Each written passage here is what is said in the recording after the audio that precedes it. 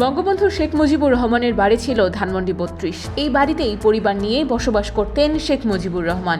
এখান থেকেই নাকি মহান মুক্তিযুদ্ধের শুরুর যত পরিকল্পনা করা হয়েছিল। দেশ স্বাধীনের পর পুরো পরিবার নিয়ে এই বাড়িতেই থাকতেন বঙ্গবন্ধু শেখ মুজিবুর রহমান। এর মধ্যে 15ই আগস্ট ধানমন্ডি ৩২ নম্বরের এই বাড়িতেই হামলা চালিয়ে সপরিবারে বঙ্গবন্ধুকে হত্যা করে। তারপর থেকে দীর্ঘদিন পরিত্যক্ত অবস্থায় ছিল ধানমন্ডি ৩২-এর এই বাড়িটি।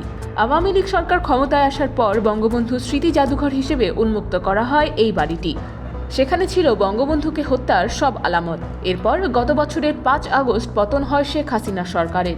সেই দিন আবারও তাণ্ডব চালানো হয় বঙ্গবন্ধুর এই বাড়িটিতে, পুড়িয়ে দেওয়া হয় ভাঙচুর চালিয়ে। তারপর থেকে পরিত্যক্ত অবস্থায় ছিল বাড়িটি। এর ঠিক 6 মাস পর আবারও ছাত্র জনতা বাড়িটিতে ভাঙচুর চালিয়েছে। শেখ হাসিনা লাইভে এসে ভাষণ দেবেন এমন খবরে উত্তেজনা ছড়িয়ে পড়ে। তারপরই শুরু হয় তাণ্ডব। যে যেভাবে পেরেছে ভাঙচুর চালিয়েছে, খুলে নিয়ে গেছে গেটও। এরপর আগুন ধরিয়ে দেওয়া হয়। পরিস্থিতি নিয়ন্ত্রণে সেনাবাহিনী নামলেও ঠেকাতে পারেনি ভাঙচুর। ফিরিয়ে দেওয়া হয় ফায়ার সার্ভিসকেও।